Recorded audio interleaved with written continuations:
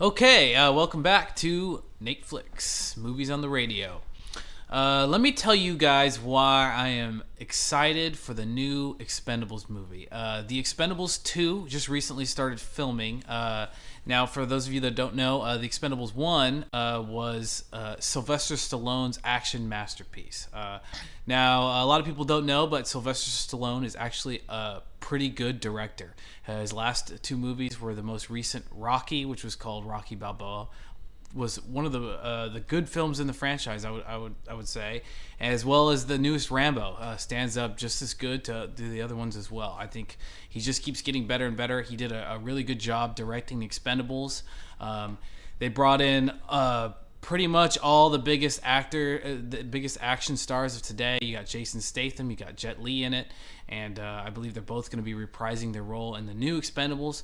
The only unfortunate thing about the Expendables 2 is that even though it has all the same actors and new ones, it's a new director. Sylvester Stallone is not directing it. The new director's name is Simon West. For those of you who don't know, he directed Con Air. His most recent film he did was called The Mechanic, starring Jason Statham and Ben Foster. One of the best action movies of 2011. Check out The Mechanic if you have not seen it. The first Expendables was intended to be a who's who of action movies. You know, you named Statham and Lee. There was also Bruce Willis. There was also Arnold Schwarzenegger. It was a love letter about 80s action movies for action fans. It couldn't have been any better. But could it have been better? Because for the second one, they're bringing in more great people that weren't in the first one. They're really bulking up the cast. Well, the first thing is Bruce Willis, who had just a mere cameo in the first film, is actually going to be a featured player in the second film.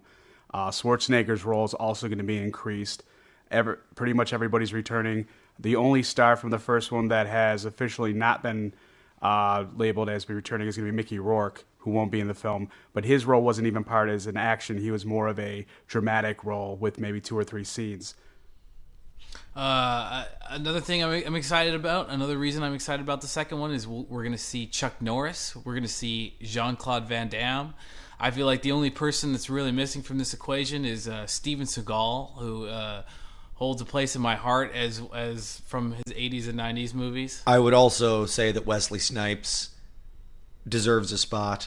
And if things keep going the way they have been going, then The Rock, Dwayne Johnson, should probably get a spot in Expendables 3. Absolutely. And this might be a thing that we're going to be seeing in a lot of action movies, just a real big collection, you know, because that's how you get people to come see the movie is you just throw all these A-list action stars in it. And no matter what, people are going to want to see these movies. The Rock recently did Fast 5.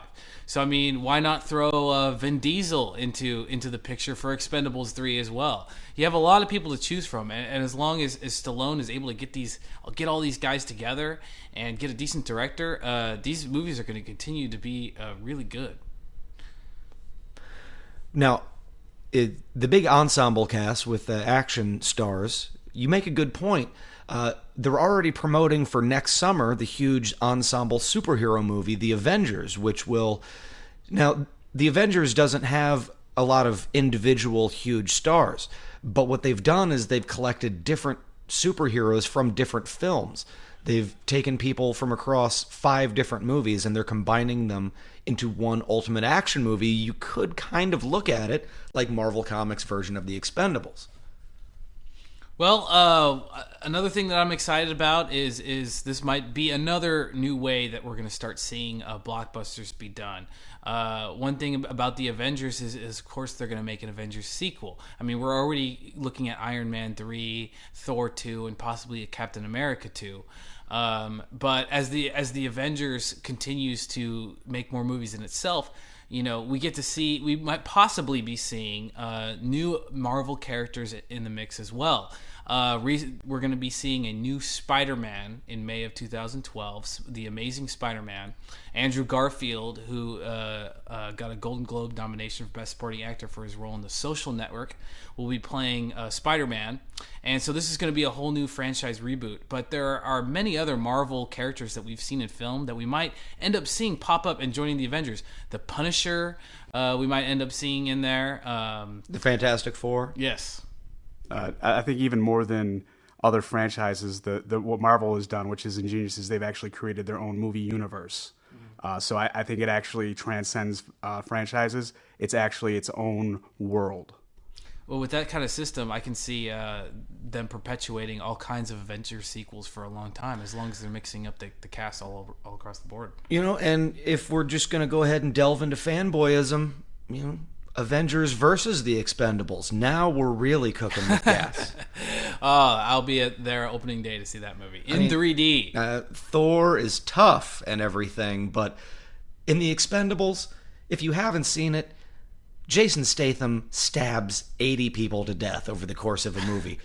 For a good guy action hero, he's insanely deadly. I don't know if Captain America could really handle that shield or no. Good call. Well, that seems to be most of the time we have this week on NATEFLIX. We will be back, same bat time, same bat channel, next Sunday morning. And in the meantime, visit us at GoVideoGainesville.com. Look us up on Facebook. Look up NATEFLIX or GoVideo. On Twitter, NATEFLIX is on Twitter. At Pink Socrates on Twitter, Team Jacob. If you guys want to hear some good movie reviews, you want to know which movies to check out, make sure to hit us up next week.